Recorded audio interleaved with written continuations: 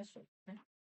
Olá, tudo bem? Hoje estamos aqui com mais um episódio do seu podcast Literalize. Já estávamos com saudades de gravar mais um episódio. Esse é o terceiro episódio e gostaríamos de começar hoje fazendo uma citação do livro de William Shakespeare, Hamlet, onde ele diz: Chega de andar com os olhos abaixados, procurando o teu nobre pai no pó, inutilmente. Sabes que é sorte comum tudo que vive morre, atravessando a vida para a eternidade. E hoje nós teremos um tema muito especial que vai falar sobre a questão da leitura. Não é mesmo, Carla? Isso mesmo. E eu trouxe alguma. Hoje a minha função aqui foi trazer algumas provocações para a gente falar sobre isso. Uma vez que eu vou dizer algumas frases e a gente vai conversando sobre elas também, junto, no decorrer, tá bom? Pode ser? Então, por exemplo, assim, vocês também acreditam que não há outra forma de desenvolver pensamento crítico que não seja pela leitura? Ou que ela é a principal forma de desenvolver pensamento crítico? Eu concordo contigo no quesito que ela é a principal forma, mas não a única. Talvez as outras formas possam servir como complementares a ela, tá? Por exemplo, você lê uma matéria ou você lê um livro e assiste um documentário relacionado à obra. Aquilo pode enriquecer o seu repertório e ajudar na formação. Então, eu diria que ela é a principal, não a única, mas de maneira que outras formas, né, de desenvolvimento de raciocínio não seriam completas. Ah, eu desenvolvo meu raciocínio crítico só assistindo vídeos no YouTube.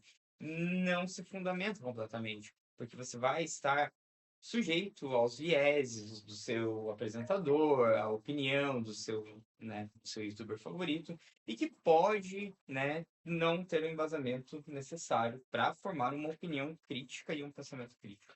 E é por isso que hoje o nosso tema é a leitura como elemento fundamental para a formação cidadão e a formação do cidadão e do pensamento crítico. E isso que o Jean está colocando, essa questão da leitura como elemento fundamental e que não é a única forma, é importante também a gente discutir que tipo de leitura que vai justamente ser esse elemento que vai ajudar na formação do cidadão, né? Porque hoje, por exemplo, nós temos leitura praticamente, né, um campo muito vasto de muitas coisas. Então é necessário também que para que isso contribua para a formação crítica do cidadão, ela seja uma leitura, digamos assim, muito bem elaborada, muito bem estruturada. Não é qualquer coisa, né, Gê? Isso é importante também. A qualidade daquilo que você lê vai demonstrar aquilo que realmente vai fazer a mudança na sua vida. Então, é por isso que é importante você ler vários formatos e vários modelos para que você possa aprender. Não é verdade, Carla? Sim. Eu lembro que no último episódio do podcast nós estávamos falando sobre o hábito de leitura, e aí a gente disse: comece lendo por onde você quiser, né? Pode ser um gibi, pode ser um livro simples. Aí, mas hoje a gente está falando assim: ok, esse é o começo, né? Você começa lendo por onde você quiser até que você adquira o hábito de leitura. Mas no momento que você passou a ter o hábito de leitura, para o desenvolvimento do pensamento crítico, aí sim, aí não pode ser qualquer leitura no sentido assim de muito simples. Você precisa algo que te provoque. E por isso que é muito interessante quando a gente lê coisas que são o avesso daquilo que a gente pensa, dos nossos posicionamentos. Então, se você tem um posicionamento político, religioso, ler leituras que falam o contrário disso é muito importante, porque ela te faz se confrontar com um pensamento diferente e desenvolver o teu pensamento crítico. Muitas vezes mantendo o que você já pensava, outras vezes reelaborando o raciocínio. E é muito importante, né? Você falou sobre isso, de extrema importância a leitura daquilo que nós discordamos, para que nós possamos realmente conhecer aquilo que nós discordamos e poder afirmar em que pontos nós discordamos e se realmente a nossa discordância está fundamentada. Porque muitas vezes a gente apoia ou discorda de ideias que nem mesmo conhecemos ao certo. Essas ideias são cheias de enfeites, cheias de preconceitos e idealizações sociais e que chegam deturpadas e ofuscadas a gente. E a gente cria a nossa opinião com base nisso. Então, para poder concordar ou discordar de alguma coisa, eu preciso conhecê-la primeiro. E para eu conhecê-la, eu preciso ler. E bastante, tá? Preciso ler aquele autor que eu não gosto. Eu não posso, tá? Como que... Sabe, é igual aquela comida que você fala, ah, eu não como sushi. Mas você já comeu sushi para falar que você não gosta? Se você nunca comeu, como você sabe que você não gosta? Então, se você discorda dessa teoria, mas você nunca leu, como você sabe que você discorda se você nem conhece? E o segredo para uma boa leitura é justamente essa questão da diversificação, né? Você pode sim ler autores atuais, você pode sim ler os livros que estão na moda, que são lançados, né?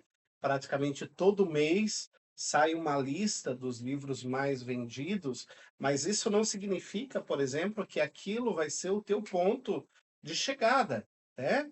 Você pode sim estar se atualizando, mas é importante também você ter uma leitura diversificada sobre diversos temas e diversos autores, e principalmente que daí entra um fato que inclusive a gente já conversou também, que é a questão da leitura dos clássicos, né? A importância da leitura dos clássicos, tanto da literatura brasileira quanto da literatura mundial. Porque um livro, para ele ser considerado clássico, ele precisa ter duas situações bem distintas. Ele precisa ser, primeiro, um livro atemporal, ou seja, ele tem que ser um livro além do seu tempo. Por exemplo, quando você lê Hamlet, escrito por William Shakespeare, que foi escrito em 1599, se você começa a ler o livro, você vai perceber que tem muitas coisas aqui que são muito reais hoje e que servem para os dias atuais. E outra coisa, ele precisa também ser universal, ou seja, ele vai perpassar várias culturas e todos que vão ler ele vão entender, vão ter uma, digamos assim, um entendimento acerca daquilo que o escritor fez lá em 1599, como se tivesse sido escrito hoje, né? E também nós temos aqui no Brasil vários clássicos brasileiros de extrema necessidade e que a gente também precisa ler. Porque quando você lê um livro clássico, além de você saber o que foi escrito naquela época, você vai ver que aquilo também chega aos dias de hoje, que aquilo retrata aquilo que a gente está vivendo no dia de hoje. Por isso que a leitura diversificada, ela vai te transformar em uma pessoa cada vez melhor. Ela vai te elevar ao nível de uma pessoa que vai ter uma reflexão do mundo, da tua situação e de tudo aquilo que tem ao seu redor.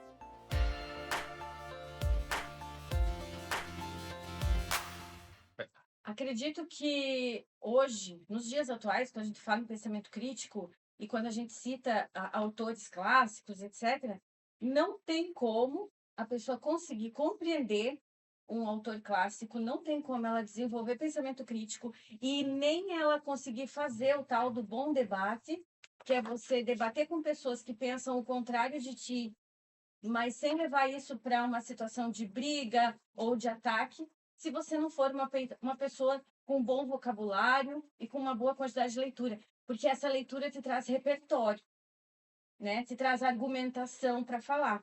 Então, assim você desenvolve pensamento crítico com a leitura, né? Com a leitura você desenvolve pensamento crítico, habilidade de argumentação. Eu cito às vezes já citei o Mortimer Adler aqui quando eu falei das fases da leitura, né? Quando a gente estava falando do hábito de leitura, cada leitor está numa fase. E o Mortimer Adler, no livro Como Ler Livros, ele fala muito sobre isso, sobre o quanto o pensamento crítico faz as pessoas se tornarem, um bom leitor se tornar diferente no meio social. Porque ele é aquela pessoa que sabe o momento de calar, o momento de falar, justamente porque ele tem essa habilidade do pensamento crítico, né? Aí a gente pensando nas redes sociais hoje, muitas pessoas vão para a rede social para criticar, falar, comentar, e às vezes são comentários evasivos sem profundidade nenhuma. Aí tu logo percebe que é uma pessoa que não tem nenhuma leitura mínima, né? Uma pessoa que não está carregada de significado nas coisas que ela diz. Paulo Freire falou muito sobre a importância de ler, inclusive tem um livro dele que se chama A Importância de Ler, né? Onde ele também vai falar sobre isso, ele vai falar que a gente que uma pessoa, não importa a classe em que ela esteja, se ela consegue, se ela lê bastante, ela consegue falar com qualquer um em qualquer meio. porque ela tem aparato para isso o suficiente, né? E aí, quando a gente está pensando nisso, o Harari é um cara que fala sobre a literatura e a leitura como um modo de sobrevivência. Como que a leitura nos dias atuais pode ser interpretada como um modo de sobrevivência? O que vocês acham? A questão da sobrevivência, porque a leitura, a primeira coisa, ela é democrática, né?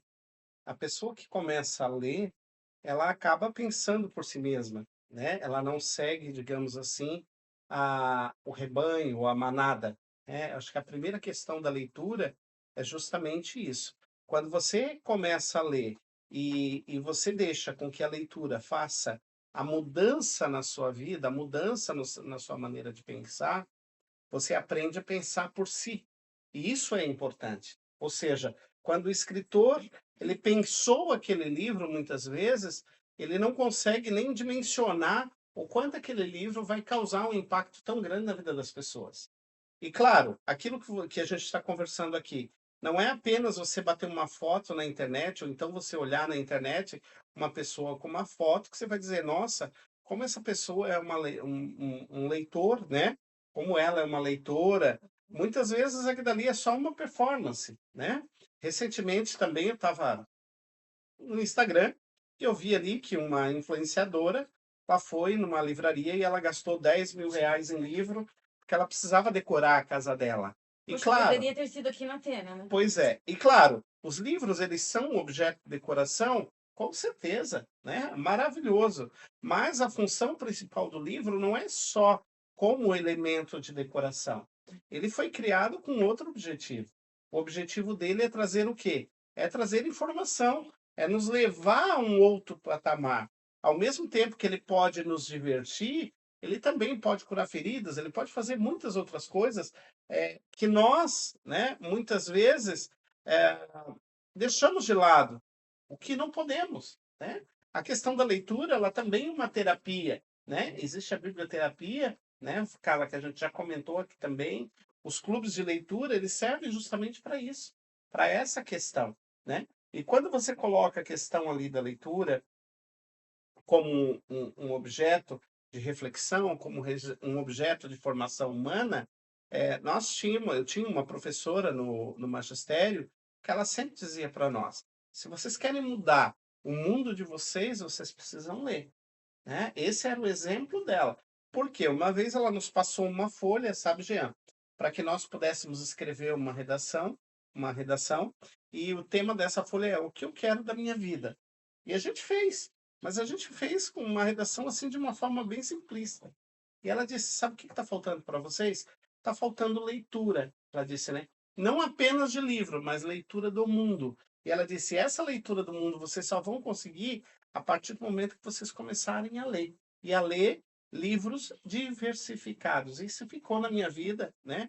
Por muito tempo. Então, a questão da pergunta, né, que a Carla fez, da leitura como ferramenta de sobrevivência, é interessante a gente abordar o ponto de vista do autor nessa questão. Porque o Harari, ele faz bastante isso no livro, que é refletir os comportamentos sociais nos nossos traços genéticos e evolutivos. Então, o Harari vai fazer uma análise da nossa história evolutiva, né, da nossa história como Homo sapiens, e justificar muitos dos nossos comportamentos sociais através da nossa cadeia histórica genética, né? Então, se você parar para pensar que a leitura hoje é uma forma de alimento, como já citado pela gente no último podcast, que a leitura é também uma forma de alimento, o ser humano social contemporâneo, ele busca sempre alguma coisa. E imagina, né, do ponto de vista do autor, ainda saindo de caçadores-coletores, passando a seres agricultores, para então viver numa sociedade moderna.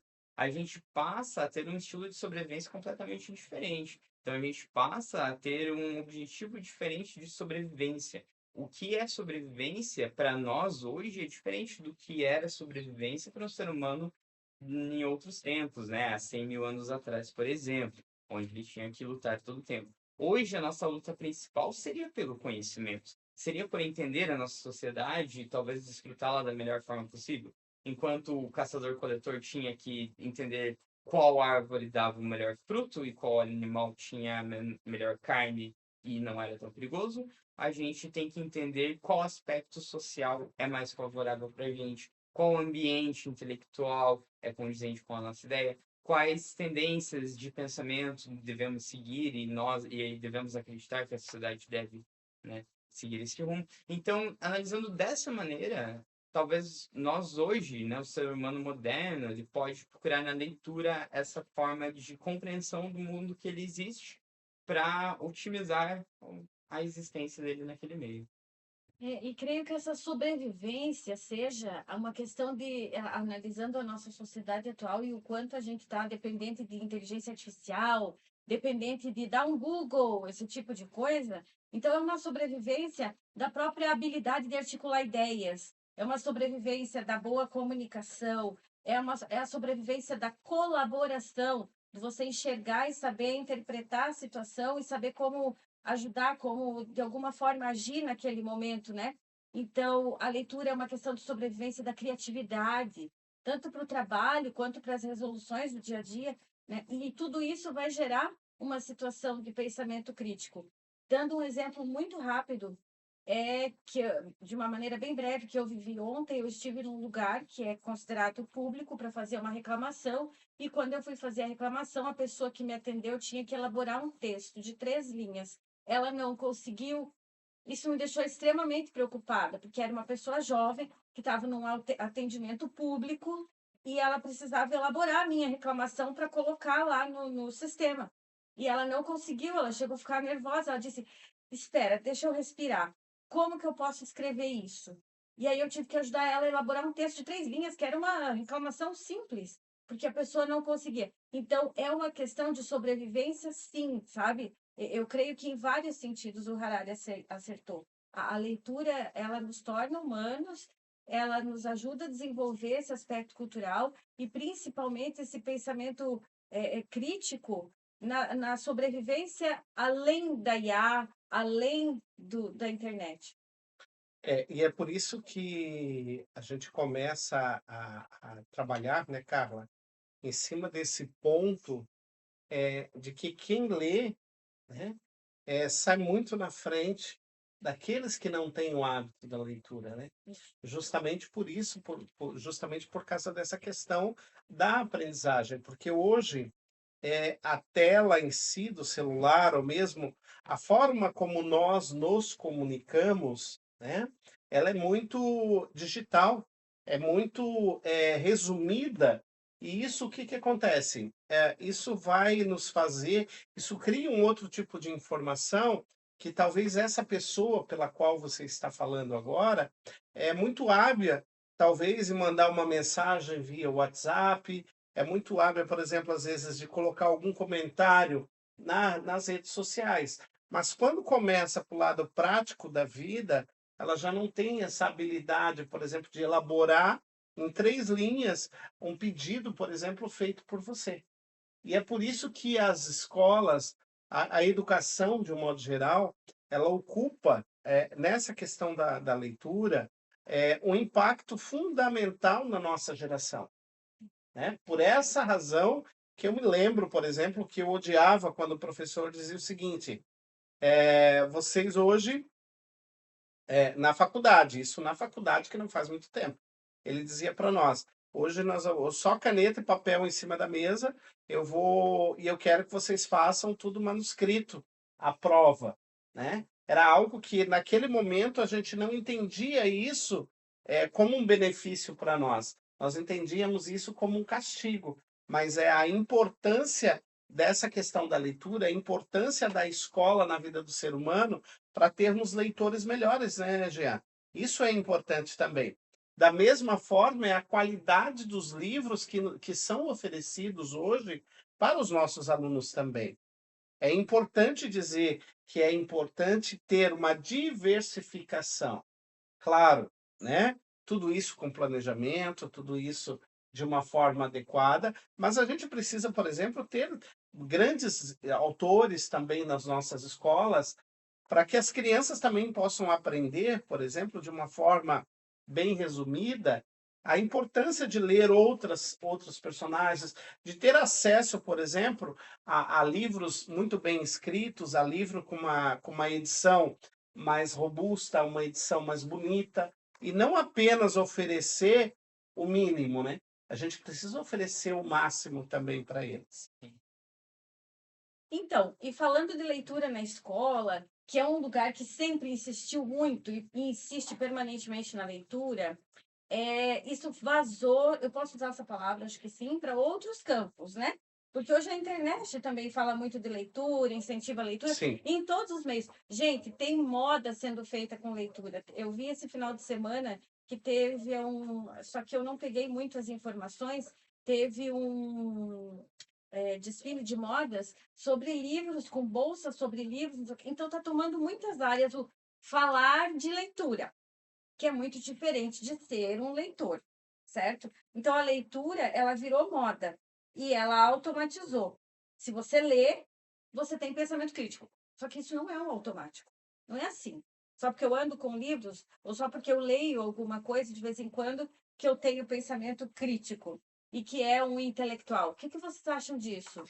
De fato, não é uma relação causal. Não é uma causa direta entre eu leio e eu tenho um pensamento crítico. Até porque a leitura de uma obra isolada, muitas vezes, ela não é suficiente para a compreensão do contexto geral. Você tem que entender contexto histórico, contexto familiar e pessoal do autor, muitas vezes, contexto geográfico, político, extremamente essencial para a compreensão geral da obra, outras obras do autor que muitas vezes conversam com aquelas obras. Então, assim, você lê uma obra isolada, mesmo que seja de um assunto pertinente, digamos, um assunto que possa tirar vários frutos de pensamento crítico. Se você lê somente uma obra isolada e leu uma vez na sua vida e nunca mais leu nada, e anda com ela embaixo do braço o tempo todo, você não consegue desenvolver um pensamento crítico sobre aquilo. Ou se você lê apenas livros que falam sobre coisas é, que não são conexas, que não seguem uma linha de raciocínio, se você não fecha um estudo sobre determinado tema, você acaba não se aprofundando.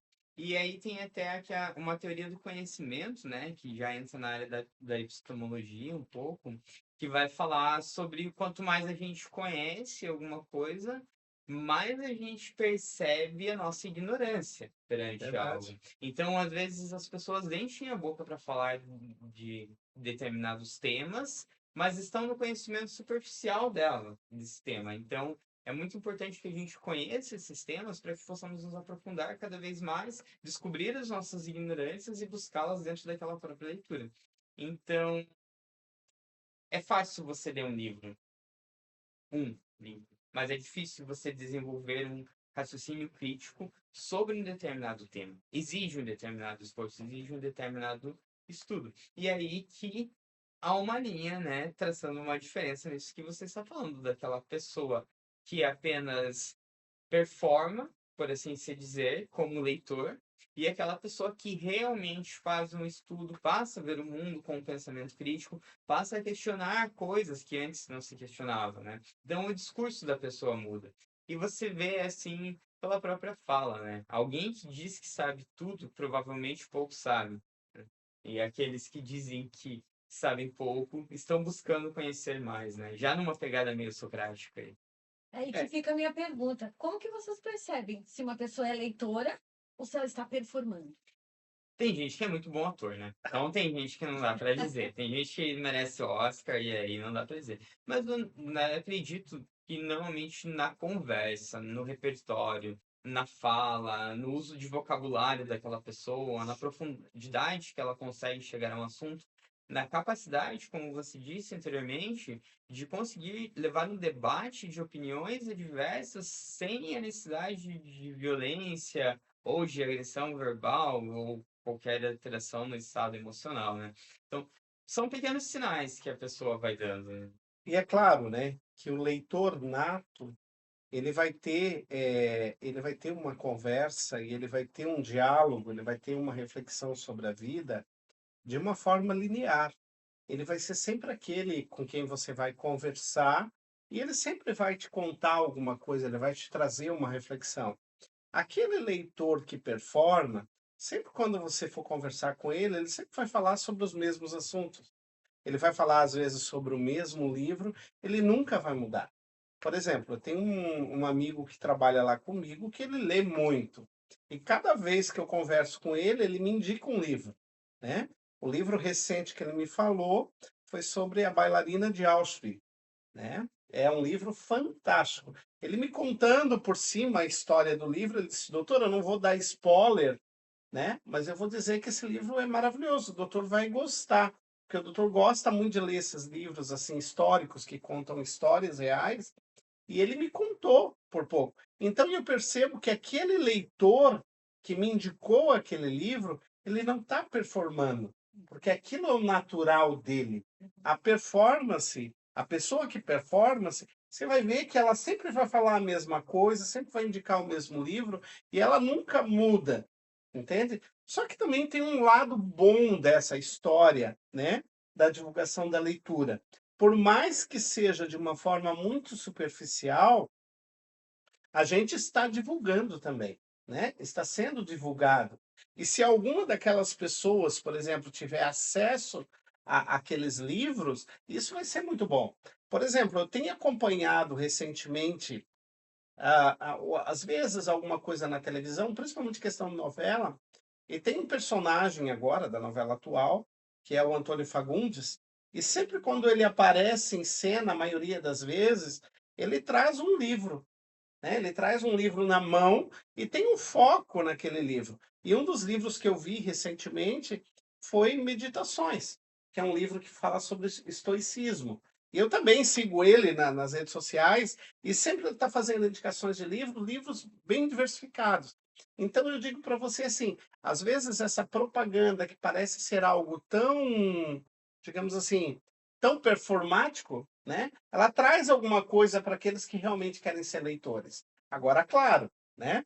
Como é que você sabe se uma pessoa é ou não leitora? Por aquilo que ela fala, por aquilo que ela faz, né? Pela forma como ela reflete o mundo ao seu redor. Aí eu queria aqui roubar o papel da Carla por um momento e fazer uma pergunta provocativa, né?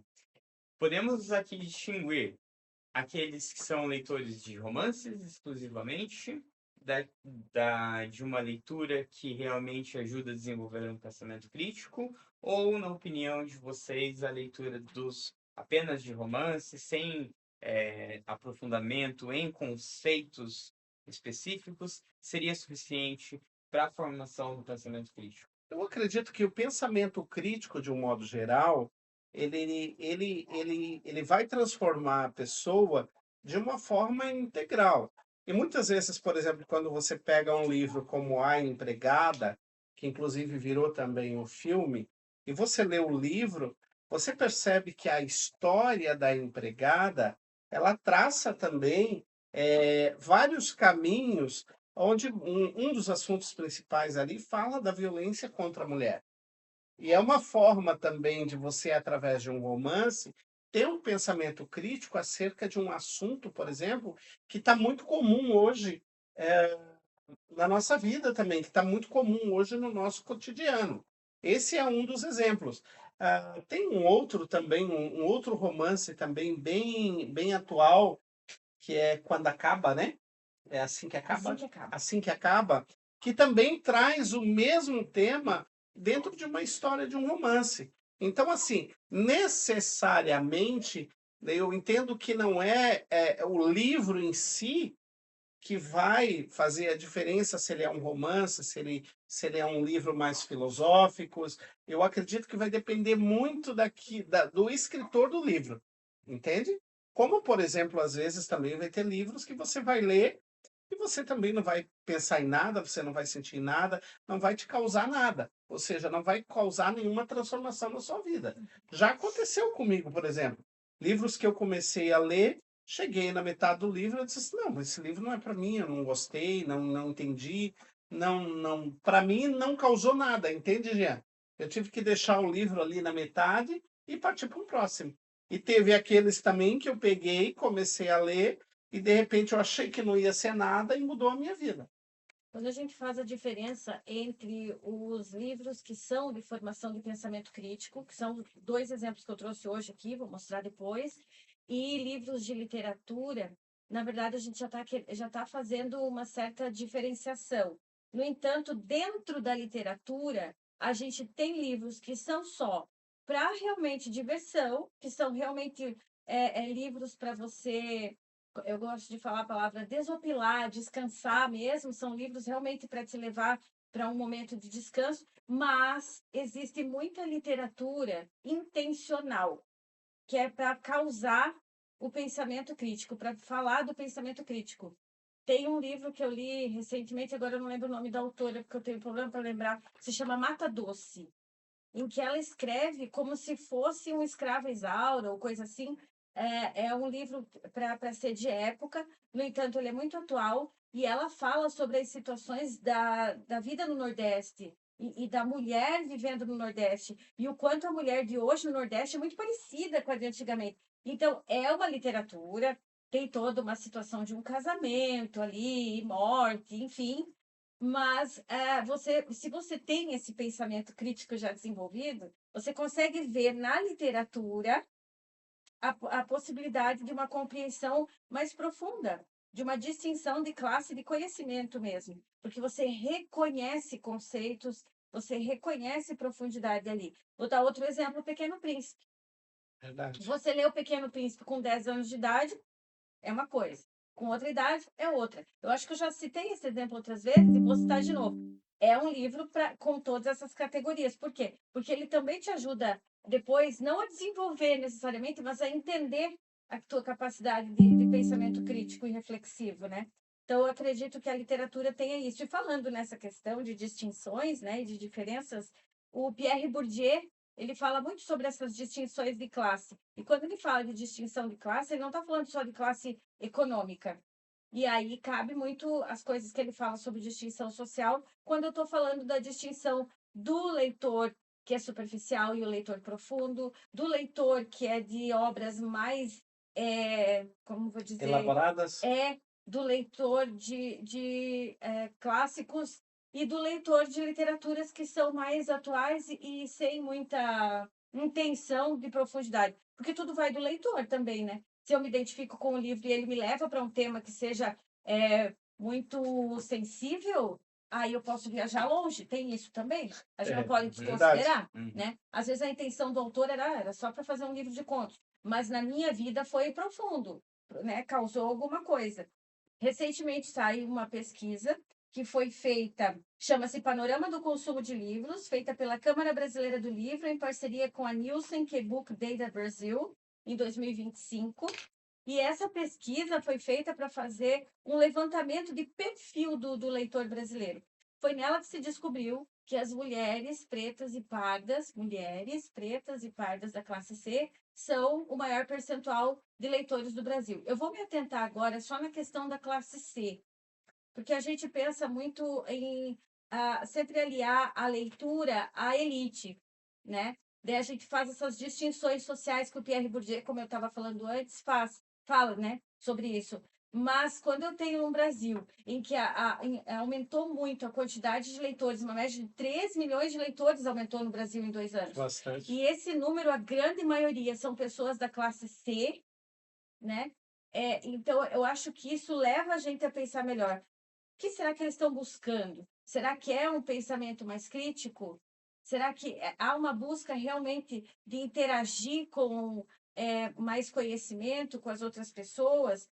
Ou será que é só uma intenção de performar? O que vocês acham? Eu entendo, Carla, que a gente está vivendo um período, por exemplo, no Brasil, de comemoração em relação a isso. Tanto que você pode ver que, atualmente, quantas escritoras negras nós temos visto despontando, por exemplo, no nosso país. Eu me lembro que a primeira que fez muito sucesso, principalmente em relação à mídia, foi a Djamila Ribeiro, né? Quando ela lançou Lugar de Fala. Esse foi um dos livros que iniciou, digamos assim, todo um processo. E, claro, ela não foi a única, ela foi a da mídia, né? A mídia trouxe muitas reportagens sobre ela, falou muito sobre ela, mas essa questão da classe C hoje, estar tendo mais acesso a questão da leitura, está comprando mais livros, eu vejo que esse é um processo natural que nós estamos passando hoje no nosso país, entende? Já deveria ter sido assim, né? Porque provavelmente a classe C tem o maior número de pessoas também, e esse aumento na classe C, isso é algo para comemoração, eu entendo. É algo que a gente precisa comemorar e também acredito, né, que deve ter essa procura, esse pensamento crítico, essa busca. Isso é um processo natural, com certeza. Aí, do último recorte do que você falou, da busca pelo conhecimento ser um processo natural, eu acho que depende da influência cultural. E a gente vê isso acontecendo em muitos lugares ao redor do mundo, né? Onde o objetivo, né, a influência é que o pensamento crítico não seja desenvolvido, né? Existe uma tendência de certos regimes em que não Uma permite, resistência. né, que o pensamento crítico seja desenvolvido. Então, apesar de ser uma tendência que a gente julga como ser natural, ela depende de uma influência cultural para que ela aconteça. E aí eu acho que esse é um reflexo positivo da nossa cultura aqui no Brasil, né? Como a gente tem uma desigualdade muito grande no Brasil, uma grande parte da nossa população é representada pelas classes mais baixas, né, e não pelas mais altas. Então, a gente tem um processo de conscientização cultural dentro do Brasil, que acaba levando a esse processo de erudição dos nossos povos. E é interessante a gente ver isso, que a procura dos alunos do ensino público pelos livros, por não saberem nem por onde começar, por não saberem nem mesmo às vezes que tem uma biblioteca à disposição deles a hora que eles quiserem. Então, eu acho interessante essa mudança, mas é um mérito também cultural a nossa população e a querer conscientizar-se e entender que está errado, aquilo que falamos no início do episódio, talvez, né? De que é preciso a gente entender o nosso meio social e a sociedade, né, que a gente vive, para poder saber como agir e se tem pontos a ser mudados e se sim, como proceder para alterar esses pontos. Então, acho que seria no sentido de erudição social, assim, acho bem interessante essa parte do alcance, como a Carla trouxe pra Ao gente. mesmo tempo que é bom, é também perigoso, eu acho. Eu digo porque, assim, por exemplo, tudo se torna. Eu não sei se vocês já perceberam que tudo vai se tornando meio processo industrial, né? Vai virando uma moda e aí todo mundo entra. Aí, por exemplo, claro que uma classe C que assiste novela e vê o Antônio Fagundes andando com um livro, que entra no Instagram e vê pessoas falando de livro, eles vão achar ótimo comprar livro e andar com livro, mas eu creio que seja muito importante, e não é só papel dos professores, eu acho que daí sim papel de outras formas, de outros formadores, como, por exemplo, os bibliotecários, os livreiros, etc., de participar um pouco mais da vida comunitária, não querer só que a comunidade venha, mas ir até a comunidade, assim como a gente tem feito com a Academia de Letras, aqui em Pissarras também, ir até a comunidade, ir até as pessoas, conversar com as pessoas, porque aí, assim, quem sabe, a gente consegue fazer com que essas pessoas não só queiram ter mais livros, ou estar em contato com livros, mas que elas queiram ler mais e ler melhor, que elas possam filtrar a sua leitura. Aí entra até numa questão que a gente já debateu anteriormente no episódio de hoje, que é essa questão. Quando você lê melhor, como você disse, você passa a entender o livro, a mensagem que está escrito naquele livro de uma maneira mais efetiva, por assim se dizer. Por exemplo, existem. Eu vou dar um exemplo da realidade do ensino médio brasileiro. Vou pegar um dos livros de exemplo que eu trouxe, já adiantando, que é Vidas Secas, que é um livro muito trabalhado no ensino médio, né? Muito comumente falado. O que acontece? O aluno hoje. Por falar em leitura coletiva, leituras em grupo, acho bem importante que na escola, assim como no dia a dia, a gente possa criar mais esses hábitos, né? De divisão de leitura. Na escola, uma atividade interessante porque os professores, como já foi dito, pede resumo, pede não sei o quê, faz uma roda de conversa. uma roda de conversa que um provoque o outro, cada um tem que trazer uma pergunta secreta e no dia da roda de conversa perguntar para o outro. E isso vale nota. Pronto, aquela pessoa já vai ter que entender sobre o livro, vai ter que ter lido sobre o livro para saber responder. E ao mesmo tempo, ela sabendo sobre isso, ou não sabendo e o outro tendo que falar por ela, já tem uma interação, uma divisão, que é o ponto tão importante que a gente está falando, né? Porque ler para si é um ato isolado. Então, nós precisamos que essa leitura chegue em mais pessoas. E a forma de chegar em mais pessoas pode ser muito democrática, muito eclética, mas eu acho que principalmente falando sobre livros, onde a gente estiver, em qualquer lugar, sem ter problemas de citar livros e sem ter problemas de pensar no livro como algo que realmente revoluciona e traz pensamento crítico. Aí, para falar disso, eu trouxe 2 exemplos de leitura. Ó, um que a gente já falei sobre ele quase todo o podcast, que foi daqui que eu tirei muitas informações sobre o Harari, desse livro dele, o Nexus, certo?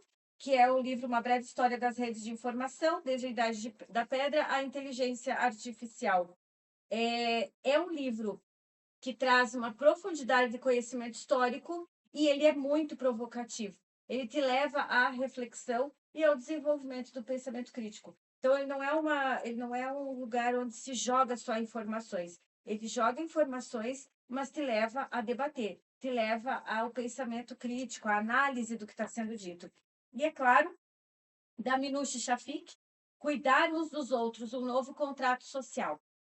Esse livro traz como que você consegue, em classes diferentes, tanto de conhecimento, quanto em classes sociais, classes econômicas, classes religiosas, qualquer tipo de diferenciação social, como é que você consegue cuidar do outro através disso? É um livro bastante provocativo também, porque ele faz você se sentir como, por isso que tem o menininho, né? Faz você voltar a ser o menininho dentro do rio. Ah, mas eu nunca tive, nunca foi, isso não me chamaria atenção. Pois é, mas se você quer cuidar das pessoas, cuidar das gente, se coloque num lugar desses. Então, de repente, a gente pensar a nossa sociedade como aquele lugar onde a gente precisa se colocar no lugar de quem não lê, se colocar no lugar de quem não teve acesso, e a gente ser instrumento disso, levar a leitura para essas pessoas e fazer com isso que elas tenham um pensamento mais crítico. A sociedade com pensamento crítico teria outro desenvolvimento. Teria uma outra forma de viver, né? E a minha indicação de hoje é um clássico também, Hamlet, de William Shakespeare. Essa é a tradução de Milor Fernandes. Para quem não sabe, esse livro aqui ele foi escrito em vários atos e ele conta uma história muito interessante de um filho de um rei que é assassinado. O rei é assassinado, a esposa dele casa-se com o tio e em um determinado momento inicia-se um movimento de vingança, aonde Hamlet, na realidade, procura, né, durante toda a história, vingar a morte do pai. No final, né, a história final, ela demonstra que a vingança ela pode ser muito ruim para todos. É um livro muito interessante, a trama dele é uma trama bem interessante. Essa versão, ela é uma tradução bem brasileira mesmo, né, bem interessante. É um livro que vale a pena conhecer, é um clássico também mundial. E para quem já assistiu o filme, ler o livro também vai com certeza ter uma nova visão de Hamlet. Essa é a minha indicação de hoje. Show. Como indicação para hoje, eu trago uma leitura da nossa sociedade brasileira, né? Aqui eu queria deixar, junto com a indicação de livros, a reflexão da importância da leitura dos livros que contam a história da sociedade brasileira para a formação do pensamento crítico de um cidadão.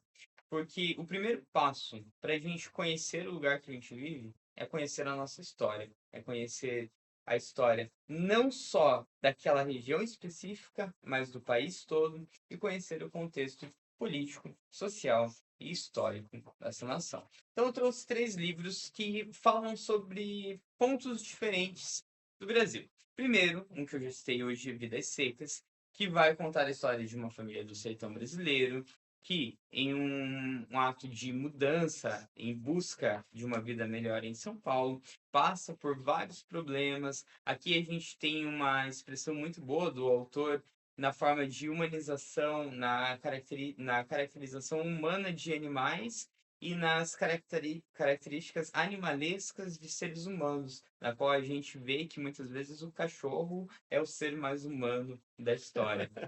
Um livro excelente, de relevância e qualidade irrefutável, tá?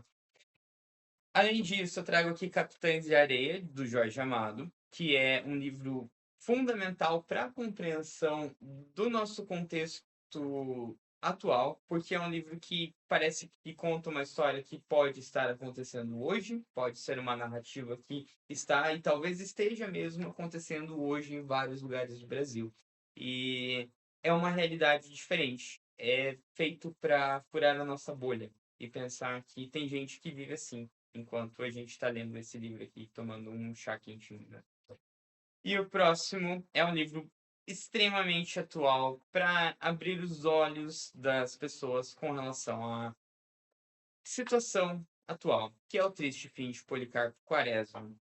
Bom, o nosso querido Policarpo Quaresma tem o seu triste fim pelas mãos daquilo que mais amou durante a sua vida inteira.